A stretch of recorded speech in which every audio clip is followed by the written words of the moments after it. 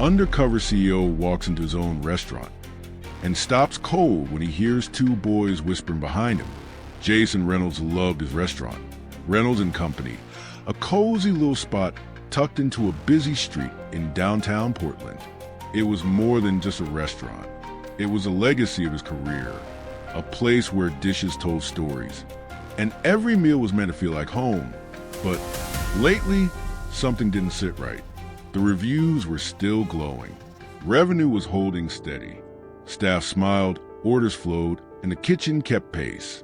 But Jason couldn't shake the feeling that something underneath was off, that the soul of the place, the heart he had poured into it, was slipping away from him. So he did what he always did when he felt disconnected.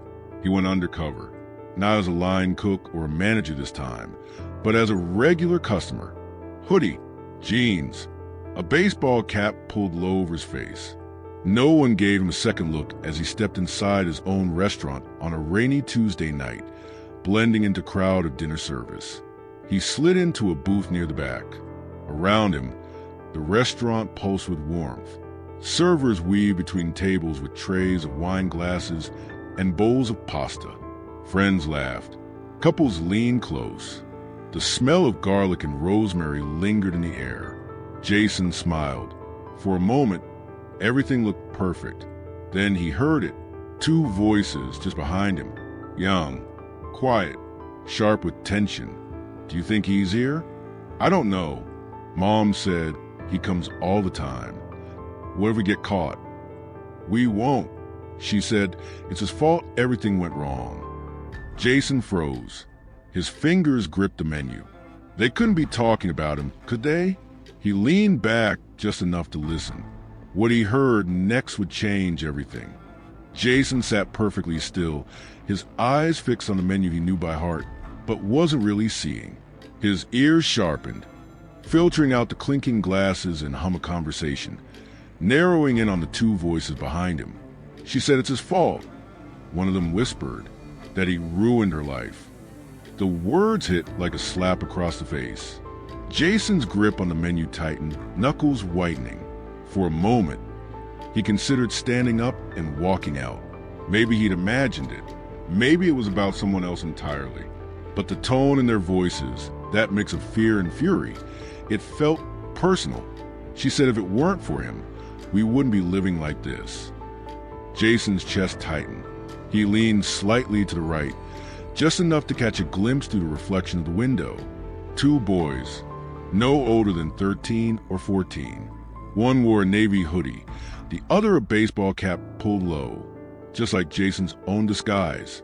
They were hunched close together, speaking in hushed, fast bursts, heads down, eyes scanning the room like they were afraid of being caught. What if we talked to him? The one in the hoodie asked. Are you crazy? The other snapped. Mom said not to. Just look at him. He probably doesn't even care. Jason swallowed hard. This wasn't just some random teenage drama. Whoever they were talking about, whoever they thought had destroyed their mother's life, they had come here to find him. And the worst part was, they might be right. He tried to recall any woman, any employee, any incident that might explain this kind of hatred. He prided himself on running his business with transparency, on treating his team fairly. Sure, he'd made tough calls, layoffs, supplier conflicts, even some bad partnerships early on. But nothing, absolutely nothing, that would leave this kind of wreckage in someone's life, right? The waitress returned, breaking his focus. Ready to order? She asked, notebook in hand. Jason looked up, startled. He cleared his throat and scrambled to pick something. The house special's fine. Thanks. She smiled, scribbled it down, and walked off. As soon as she was gone, Jason leaned forward, elbows on the table, eyes down again, but his focus had completely shifted. He didn't need food. He needed answers. He took everything from her, the boy in the cap muttered. That's what she said. Everything she worked for, gone because of him. Jason's stomach twisted. A flicker of something surfaced. A name? A face? No, it was still foggy, still buried. Do you think he'll even care? No, the boy in the hoodie whispered, but I want to see his face. I want to look him in the eye. Jason closed his eyes. Who were these kids? Who was their mother? And why did they sound so sure, so utterly convinced that the man they were here to confront was him? His instincts were torn. A part of him wanted to get up, spin around, and ask them outright. Another part said, don't make a scene. If they really were after him, revealing himself now might escalate things. But if he stayed silent, he'd never know the truth. He glanced again through the side window, this time getting a better look. The kid in the hoodie had a mop of curly brown hair peeking out from under his hood, freckles dotting his pale face. The one in the cap was smaller, more tightly wound, like a spring ready to snap. Their eyes kept flicking toward the entrance, waiting, watching. Jason's mind raced. He needed more information. Quietly, he slid out of the booth and walked up to the counter near the kitchen, keeping a casual posture. From there, he had a full view of the dining room and the two boys. He waved over the waitress. Hey, he said lightly, those two boys in the back corner, do they come in often? She glanced over, frowned slightly, then shook her head. Never seen them before. Actually, why? Are they bothering anyone? Jason shook his head.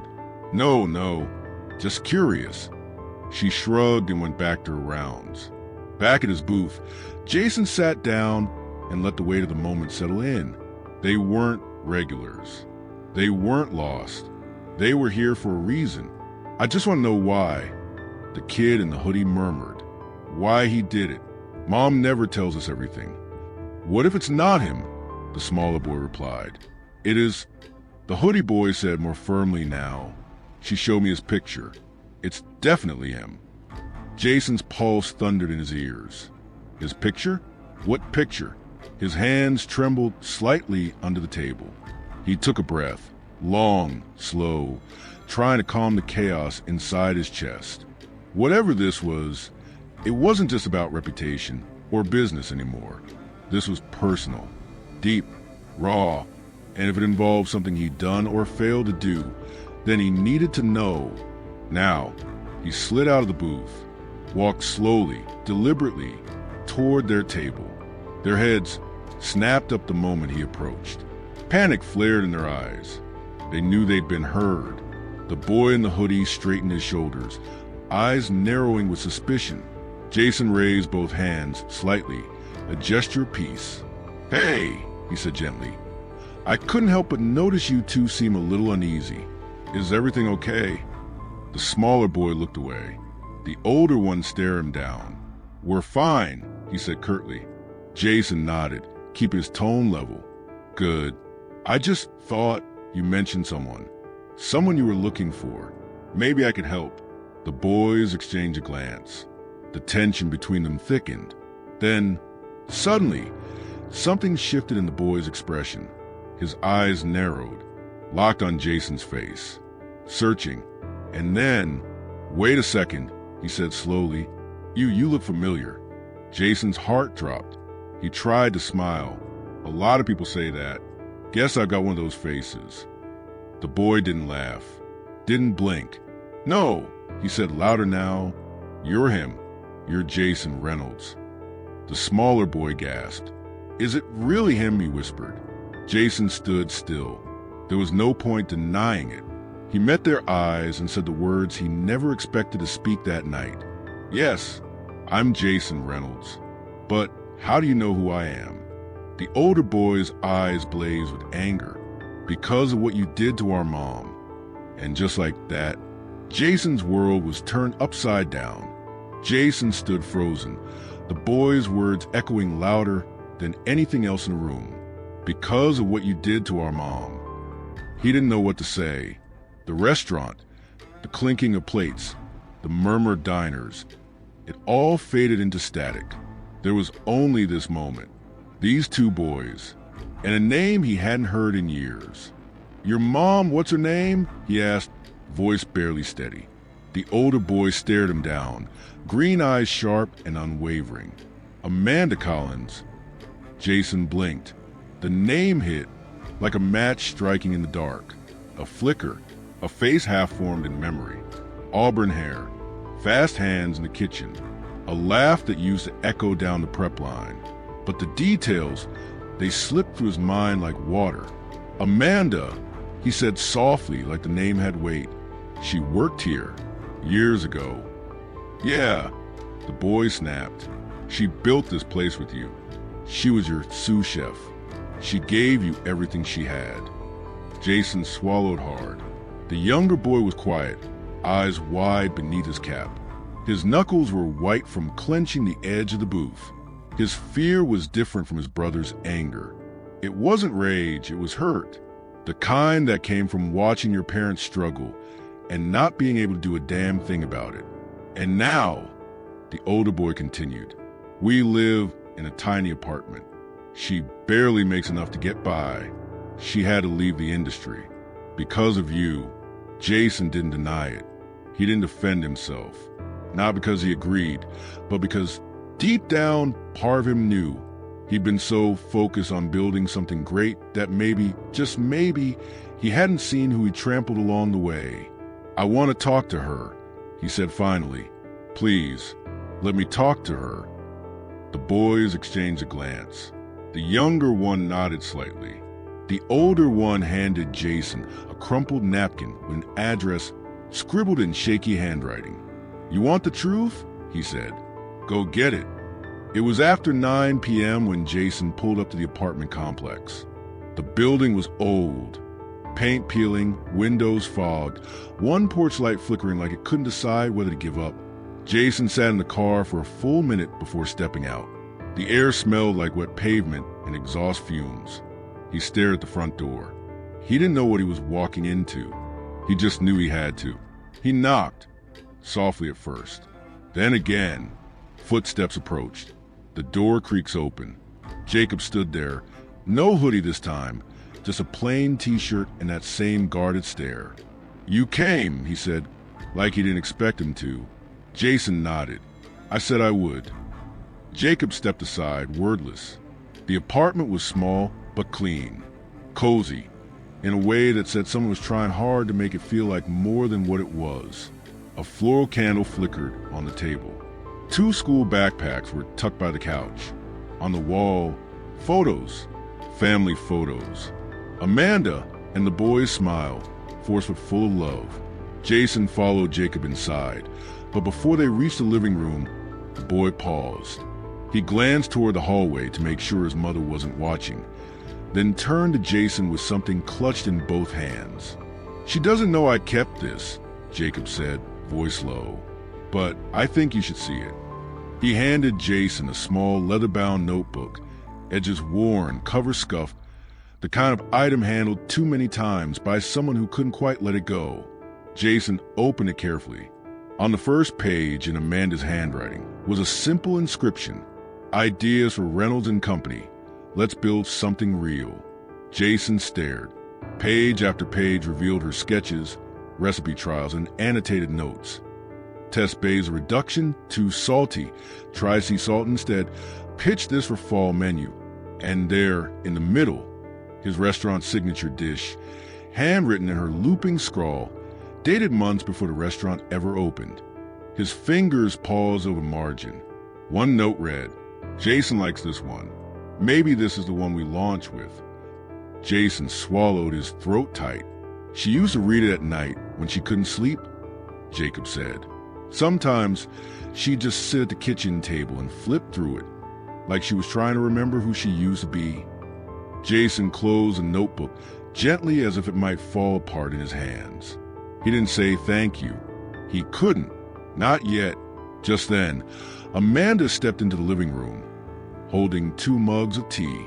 Jason straightened, tucking the notebook under his arm, heart pounding heavier now. Not with guilt, but with something harder to name, recognition.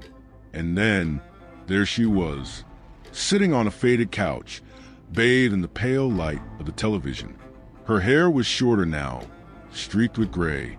Her eyes had the kind of tiredness that didn't come from lack of sleep. It came from years of holding things together with tape and hope. Jason's breath caught. Amanda, he said, barely above a whisper. She turned. The recognition hit instantly. Her jaw tightened. Jason Reynolds. Wow. She didn't get up, didn't smile.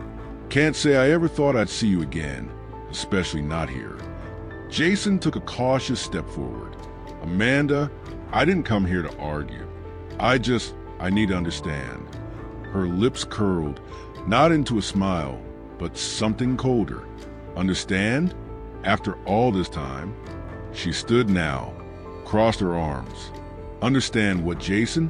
That your ambition came with a body count. That some people are just stepping stones on your way to the top. Jason's heart pounded. I didn't mean to hurt you, he said. I swear, back then, I thought we were working as a team. Amanda's eyes darkened. No, you were the team. I was the shadow, the backup, the one who stayed late, created, tested, and experimented. Half of those dishes people raved about, mine, but whose name ended up in every article, every award, every interview. Jason didn't answer. He couldn't. And when I finally spoke up, she continued, voice rising. When I asked for credit, suddenly I couldn't get hired anywhere. The doors closed in my face. Emails went unanswered. I was blacklisted, quietly, effectively. Her voice cracked, but she didn't cry. She cried those tears long ago. Jason stepped forward again, his voice low. Amanda, I didn't make those calls. I didn't shut those doors. But maybe I didn't stop it either. She stared at him. For a long moment, silence. Then, it doesn't matter if you made the call. You didn't have to. You were powerful enough that your silence was a signal. Jason looked away, ashamed. You don't know what it's like, she said. Going from working in one of the top kitchens in Portland to taking cashier shifts at a grocery store. All because I believed in your dream. Jason's chest ached. I can't undo it, he whispered. But I can do something now. She raised an eyebrow. Like what? Are you going to give me a pat on the back? A belated thank you. Jason looked her dead in the eye. No, I want you back. Not as a favor. Not as charity. As a co-head chef. Full creative control. Press recognition. A story published about your recipes, your contributions. Everything you deserve from day one. Amanda didn't speak. Her eyes shimmered just slightly, not with tears, but with something deeper, the idea that someone was finally seeing her. This doesn't fix it, she said, her voice rough. It doesn't erase what you did. I know, Jason said, but it's a start. Jason left the apartment that night soaked to the bone, but not because of the drizzle still hanging low over Portland. It was the weight of regret, of truth, of finally hearing the story he never knew he'd help write. As he stood at his car door, keys trembling in his hand, Jacob's voice stopped him. Do you really mean it? The boy asked from the porch, arms crossed but softer now. Everything you said about helping her? Jason turned, the streetlight catching the streaks of rain on his face. I do, he said simply. She deserves that. She always did. Jacob studied him for a moment, then nodded once. It wasn't forgiveness, but it was something. The following days were a blur of movement. Jason had always been a man of action, but this time, the drive came from somewhere deeper than saving a brand or launching a new seasonal menu. This wasn't about him. It was about her. He cleared a schedule. He called in his PR team. He rewrote the public narrative. For the first time in Reynolds Company's 10-year history, a new name was added to the founding story, Amanda Collins. He called food critics, magazine editors, industry contacts who still remembered Amanda, not as a controversy but as a talent. She was one of the most promising chefs I ever met. David, an old friend in the business, said over the phone. What happened to her? Jason paused. Me, he admitted. I happened, and I want to make it right. 1 week later, Amanda stepped through the doors of Reynolds Company for the first time in almost a decade. She didn't announce herself. She didn't want fanfare. She just walked in, shoulders square, eyes cautious, breath measured. Jason met her at the front. "Hey," he said, his voice sincere. Amanda's eyes swept across the restaurant. The soft lighting, the polished wood, the quiet hum of customers. It looked the same, but it felt different. "I almost didn't come," she said, straight to the point. "But you did," Jason replied. "My boys convinced me," she admitted. "They said I should hear you out." Jason smiled. "They're good kids. Brave, too." She didn't smile back, but the sharpness in her gaze softened. Just a little. He led her toward the kitchen. Everything had been prepared. A private team meeting had been held the day before. The staff knew who she was, not just by name, but by story. Jason had stood in front of them and told the truth, unfiltered, unpolished, and uncomfortable. She helped build this place, he'd said, and for years she was erased from it. That ends now. So, when Amanda stepped into the kitchen, there were no whispers, no stares, just respectful nods, a few quiet smiles, and space. Space for her to breathe, to reclaim her place. Jason walked her through the layout. Some things had changed, but the bones were the same. Then he handed her a folder. "A formal offer," he said. "Co-head chef. Equal say on the menu. Full creative freedom. And this," he pulled out a printed press release, "goes out tomorrow. Your name, your work, no filters." Amanda flipped through the pages. Her hands were steady, but her eyes weren't. There was too much history between these walls. Too much silence packed into every corner. "You didn't have to do all this," she said quietly. "Yes," Jason said. "I did." She looked up. "It doesn't erase what happened." "I know. It doesn't fix everything." "It's not meant to," he said. "It's just the first brick. Amanda, you can throw it at me if you want, or you can use it to rebuild."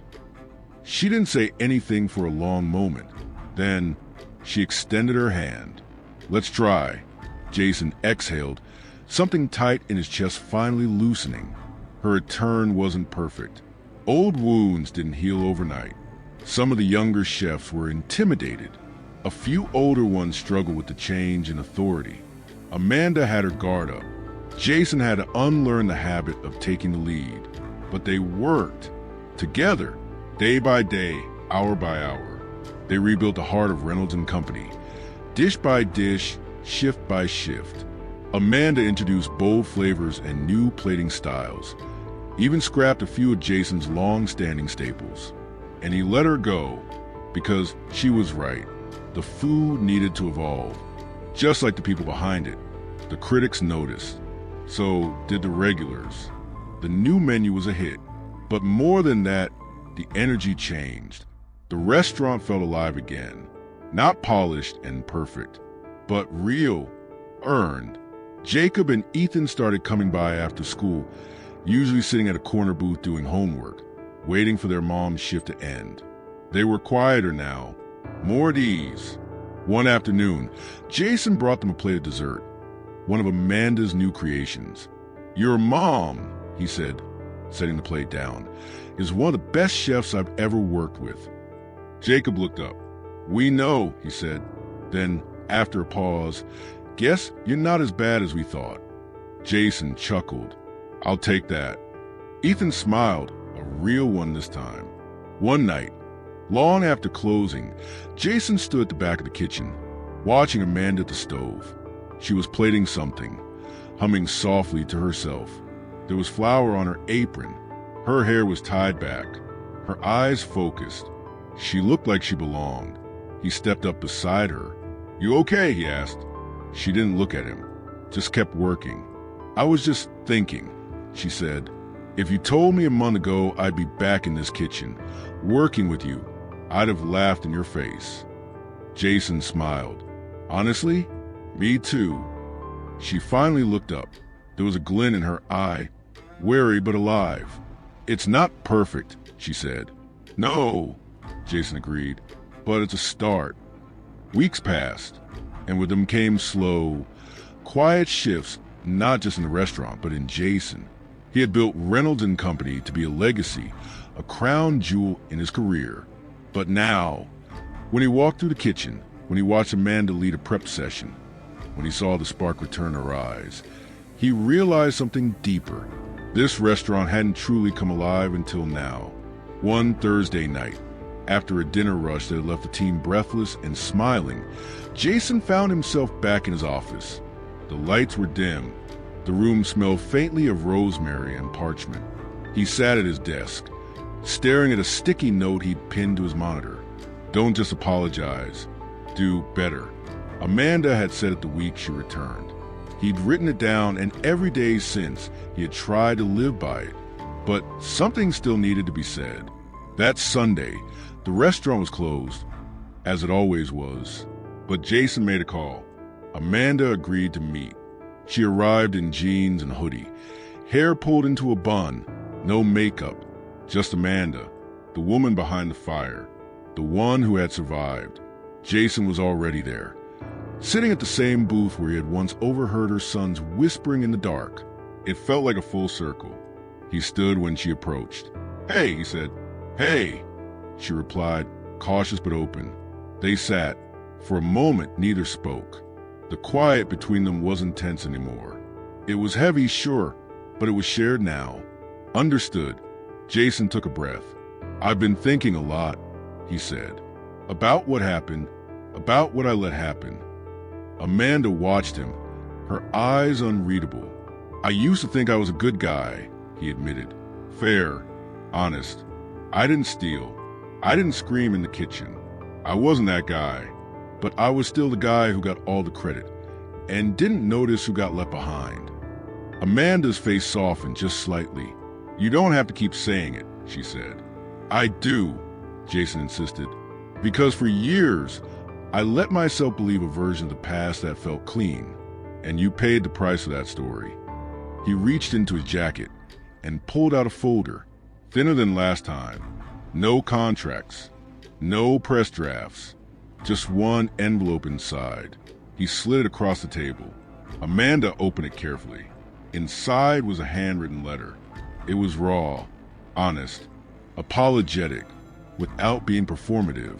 It detailed her contributions, acknowledged her erasure, named her as co-founder, and attached was a signed legal amendment. Jason Reynolds formally adding Amanda Collins as co-founder of Reynolds Company, retroactively applied to all company materials and legal structures.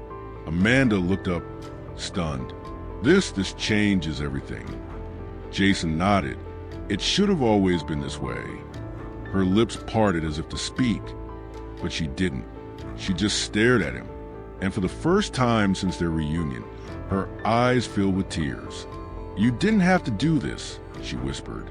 "Yes, I did," he said, voice quiet. "Not to fix the past. That's gone. But to make sure no one else ever gets erased again." The evening hum of the restaurant faded behind closed doors. In the private dressing room, Amanda stood alone, hands resting on the counter. Her reflection stared back, not nervous, not eager. Just still, like someone standing at the edge of something they never thought they'd come back to. The buzz of laughter and silverware outside meant the charity dinner was already underway. Tonight wasn't about Jason, or even the restaurant. It was about her story. And telling out loud for the first time, Amanda reached into her bag, pulling out a slim manila folder. Inside, folded with care and worn at the edges, was a single sheet of paper, an old job application. She opened it slowly. The date on the top read, March 7, 2017. She had typed it up the night after walking out of another failed interview. It was addressed to one of Portland's top restaurants. She had even printed it out, written a cover letter, and attached her resume, but she had never mailed it. "I already knew what the answer would be," she murmured to herself. She'd carried this paper in her bag for years. Not because it offered hope, but because it reminded her not to hope. Until now, her fingers trembled, but not from fear, from a strange, unfamiliar feeling of release. She walked over to the trash bin beside the vanity and slowly, gently, dropped it in. She didn't need it anymore. Someone had finally said the words out loud. You were there. You built this. A soft knock at the door. It was Jason, peeking in with a nod. Ready? Amanda took a breath. More than I've ever been. She stepped out into the soft light of the dining hall. The room fell into a hush as she approached the mic. But Amanda didn't need to steady herself. For the first time in years, her hands weren't shaking. Later that day, Amanda brought her sons by the restaurant. It wasn't planned. She just wanted them to see where she stood now, who she was now. Jacob was more reserved. He always was. But Jason saw the subtle change, the way he looked around, this time with something closer to pride. Ethan was brighter, grinning as he peeked into the kitchen, like it was a spaceship. Jason stepped out from the prep area, wiping his hands on a towel. Back for more dessert? He asked playfully. Actually, Amanda said, they want to meet the team. Jason nodded. Then let me give you the tour. He walked them through the line, introduced them to the staff, let them taste a new dish Amanda was working on. And for the first time since that rainy Tuesday night, everything just felt right. As they were leaving, Jacob lingered. He turned to Jason, serious but calm. You know, I used to think you were the villain in her story. Jason looked at him. Maybe I was. Jacob nodded slowly. But you're not anymore. Jason blinked. That hit harder than he expected. A few weeks later, Reynolds and Company hosted a charity dinner for aspiring female chefs in Portland. In Amanda's name, she gave a short speech at the end of the night, just a few sentences, but every word was earned. I almost walked away from this industry, she said. And honestly, I probably would have, if not for two boys who believed I deserved more and a man who finally remembered what we built together. The room rose to its feet. Jason stood in the back, arms crossed, pride in his chest, not in himself, but in her. She'd taken the spotlight back. And this time, no one was taking it away. That night, as Jason locked up the restaurant, he paused for a moment near the same booth. He slid into the seat. The hum of memory buzzed around him. Two boys, a whisper, a wake-up call, and then redemption. It hadn't been easy. It hadn't been instant, but it had been real. And sometimes, that's all anyone really needs. Not perfect, just a chance to be better than who you were yesterday. He closed his eyes and smiled. Not all stories have clean endings. Sometimes, they don't come wrapped in justice or applause. Sometimes, they come quietly, like a handwritten apology, a second chance, or the soft clatter of a chef's knife returning to the place it was always meant to be. Amanda Collins was never just a footnote in someone else's legacy. She was a story. And when the truth finally found its voice, it didn't roar. It whispered, but it changed everything. Jason Reynolds didn't fix the past. He couldn't, but he listened. He owned what he had overlooked. And he chose something most people never do, to be accountable without being asked. Redemption isn't a headline. It's a series of quiet decisions you make when no one's clapping. And sometimes, that's what makes the applause mean something when it finally comes.